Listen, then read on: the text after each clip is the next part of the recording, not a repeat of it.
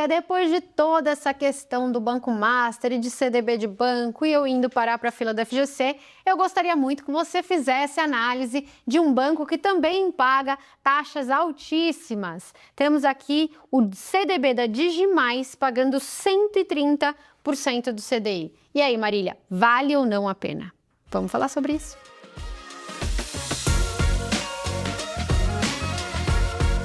Primeiro eu vou mostrar para vocês aqui uma tela do Renda Fixa Pro, tá? Que é a tela que a gente usa para fazer análise dos bancos e tudo mais, para a gente voltar um pouquinho contando a história de de onde veio, né, o Banco Digimais, para vocês entenderem um pouquinho do contexto, e depois a gente vai para os números. Então, o Banco Digimais é o antigo Banco Renner, foi criado em 1981.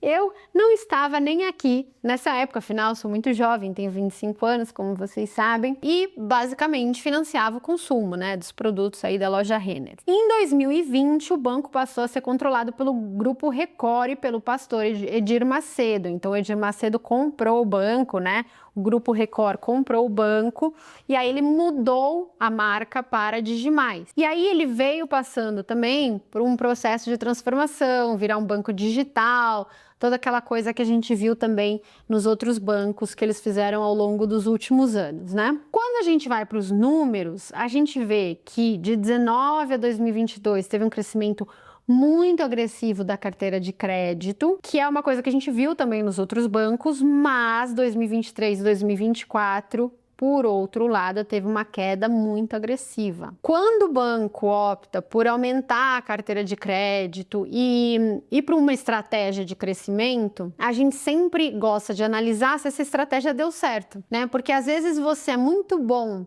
num nicho específico, mas quando você quer expandir ou para outros nichos ou para o seu mesmo nicho, mas em outras regiões e tal, você acaba não tendo o mesmo retorno que você tinha naquele primeiro seu nicho que era muito bom, que você sabia muito operar. Então, sempre que a gente tem um crescimento da carteira de crédito, a gente tem que ver se esse crescimento foi acompanhado por uma melhora da margem, né? Significando que você teve ganhos em escala e tal, e conseguiu rentabilizar mesmo com os seus clientes que não eram seus preferidos, ou se foi acompanhado de piora no balanço, mais provisão para pagadores duvidosos e assim vai. Então é isso que a gente tem que ver aqui quando a gente olha para a estratégia do banco. Quando a gente abre a carteira de crédito dele, a gente vê que é uma carteira principalmente focada em financiamento de veículos. Então, em 2025, no primeiro semestre de 2025, 74% da carteira de crédito era de financiamento de veículos. E aí 15% crédito consignado. O crédito consignado é um crédito mais seguro, né? Porque você desconta na folha, é uma coisa mais segura, tem uma inadimplência menor. O financiamento de veículos, por outro lado, é uma coisa bem mais arriscada, né? E principalmente em épocas de crise e tal, a inadimplência tende a aumentar bastante em financiamento de veículos, então é uma carteira um pouco mais agressiva, né, mais arrojada, digamos assim. Quando a gente olha a concentração da carteira de crédito, para ver se é muito pulverizado ou se está concentrado em um ou dois emissores, a gente vê que o maior devedor, sozinho, representa quase 6% da carteira de crédito. Isso é uma coisa que a gente não gosta muito, né? A gente gosta que seja bem pulverizado. Quando a gente pega bancos que trabalham também com empréstimo para a pessoa física, a gente gosta que a carteira seja bem pulverizada, porque senão se um dá um prejuízo, acaba representando muita coisa no balanço, né? Então isso aí é um ponto de atenção, digamos assim. E agora a gente entende por que ele reduziu a carteira de crédito.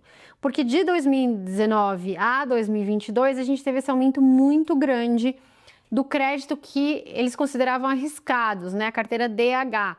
Tiveram mais inadimplência, tiveram atraso no pagamento e tudo mais, e com isso o risco da carteira de crédito cresceu. A carteira considerada de pior qualidade subiu de um patamar de 10, mais ou menos, que trabalhava até 2021, para 40 em 2022. Então, realmente, um aumento muito relevante, o que fez com que eles reduzissem, né, a carteira de crédito posteriormente, e aí reduzissem também a carteira com atraso e a carteira de qualidade ruim. Então, foi uma consequência de uma carteira de crédito que expandiu muito rápido, só que teve aí problemas de inadimplência. E aí o que a gente vê de outra forma, quando a gente olha a inadimplência, a gente também vê que 19, 20 e 21 tinha uma inadimplência um pouco mais controlada, mas que em 2022 teve aí um hit bem grande de inadimplência, o que fez com que eles reduzissem a carteira de crédito e voltassem aí a ter uma despesa com PDD bem mais controlada. Quando a gente olha a margem financeira, ou seja, o quanto eles conseguem receitar,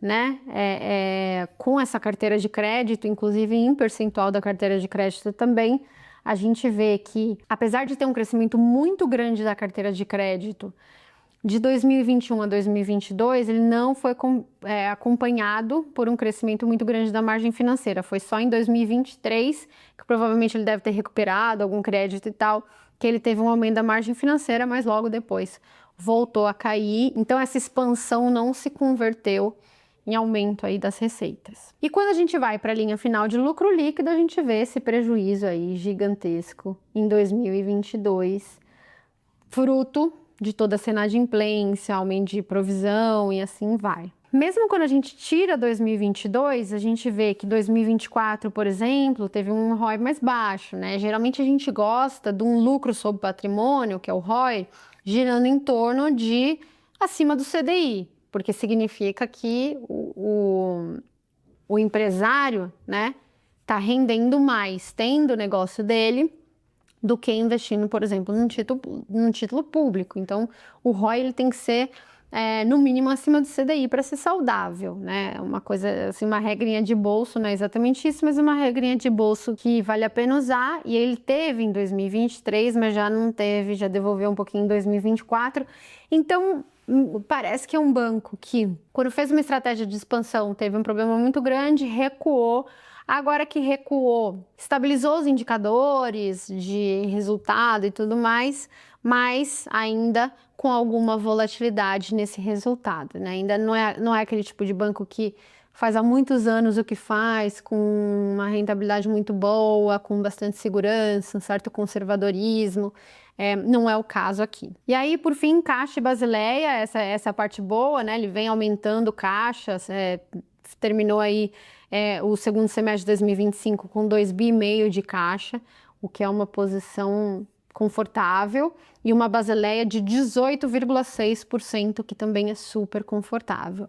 Geralmente um banco seguro tem uma Basileia entre 15 e 16, e essa Basileia de 18 está super positiva. Então, do ponto de vista de caixa e alavancagem, é ok. Agora, do ponto de vista de consistência do resultado, estratégia de crescimento e volatilidade, aí são pontos negativos. Então, resumindo, o Digimais não é dos bancos que a gente recomenda aqui na casa. A gente ainda gostaria de ver ele fazendo a estratégia que ele faz por mais anos, ter segurança nessa estratégia, ter menos volatilidade no resultado, nas provisões e repensar a estratégia de crescimento, tá? Então, aqui a gente recomenda evitar os produtos do banco mesmo com uma taxa tão agressiva, né, paga pelos CDBs. Aliás, essa própria taxa agressiva vem exatamente do fato desse resultado ser um pouco mais volátil, né, um pouco mais arriscado e, portanto, os CDBs acabam pagando um pouquinho mais também. Lembrando a todos que isso é uma recomendação de investimento. Eu, Marília, sou analista de investimentos, tenho meu CNPI, posso de fato fazer recomendações de investimentos, então isso é uma recomendação de investimentos. E lembrando também que se você tem dúvidas a respeito da sua carteira, não sabe se os CDBs que vocês têm são seguros ou não, ou os CRIs, CRAs e debêntures são seguros ou não, ou até produtos de crédito, né, fundos de crédito que o pessoal está adorando colocar nos investidores agora, se você quer saber se a gente gosta ou não, quais os emissores que a gente recomenda ou não, marca uma conversa aqui com a Nord Wealth, vou deixar o link aqui embaixo, lembrando que a primeira conversa é totalmente gratuita, é para você falar pra gente aonde você quer chegar, a gente já olha a sua carteira e já fala o que a gente gosta e não gosta, e também apresenta o modelo para você. Então, se você quiser, o link tá aqui embaixo. E é isso, pessoal, espero que eu tenha ajudado vocês, muito obrigada a todos e até a semana que vem.